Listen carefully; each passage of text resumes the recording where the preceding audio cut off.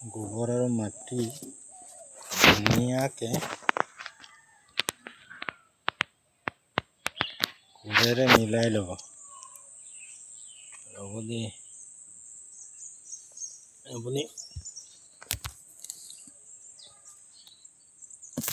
ধুনীয়াকৈ মাটিটো মিলাই এনেকা গোবৰ মাটি মিলাই ধুনীয়াকৈ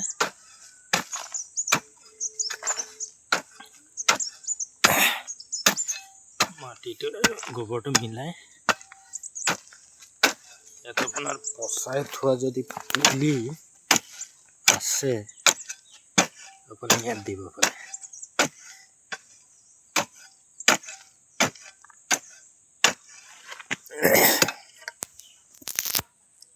মই খোলটো গোবৰটো ধুনীয়াকৈ মিলাই দিলোঁ। এতিয়া মই পুলি আনিম। বাৰী এডাল ল'ব, বাঁহৰ বা যিকোনো কাঠৰ বা বাঁহৰ বাৰী এডাল লৈ এই লাই শাকৰ মাজত আপোনাৰ ধনিয়াৰ মাজত আপোনাৰ কোমোৰা পুলি ওলাইছে। এনেকুৱা বাৰীৰে আপুনি পুলিটো আপোনাৰ একদম মাটি চাটিয়ে উঠাব।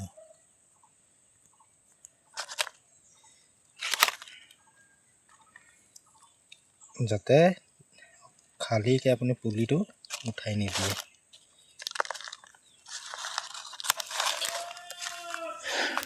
মই পুলি লৈছোঁ, চব কোমোৰা পুলি। আপুনি যদি বাৰীৰ গোবৰ দিয়া চব্জি খায় আপোনাৰ স্বাস্থ্যৰ কাৰণে ভাল হ'ব। খোলটো মই এনেকৈ বাৰীৰে গাঁত কৰি লৈছোঁ। এইয়া মাটিৰ সৈতে মানে পুলিটো মই উঠাই আনিছোঁ বাৰীৰে। এই পুলিটো ইয়াত ধুনীয়াকৈ থৈ দিলে পুলিটো ৰ'দ পালেও ধৰি লওক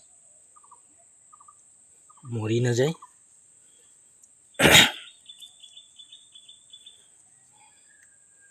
একদম মাটিৰ সৈতে উঠাই আনিছোঁ। চক এটা হাতত আৰু মোবাইল ধৰিছোঁ, ৰুইছোঁ।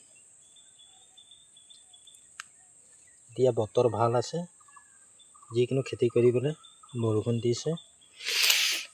খেতি মানে আপোনাৰ নিজৰ ঘৰত খাবৰ কাৰণে দুই এজোপা লাগে। কিনা চব্জি আপোনাৰ আজিকালি সাৰ দৰৱ ব্যৱহাৰ কৰে। পানী আনি পানী দিম, চব অলপ অলপ পানী দি দিছোঁ।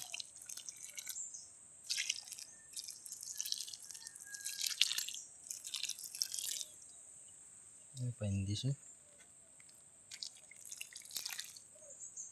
কেনেকুৱা হৈছে আপোনালোকে ক'বচোন। আৰু আপোনালোকে যদি খেতি কৰে যদি কি পদ্ধতিৰে খেতিটো কৰিব লাগে যাতে আপোনালোকৰ মতামত দিবচোন। মই মোৰ ফালৰ পৰা মই এনেকুৱা কৰি ধৰি লওক বৰ্তমান এইটো পদ্ধতিৰে মই কৰোঁ। ভাল হৈছে নে বেয়া হৈছে আপোনালোকে জনাবচোন।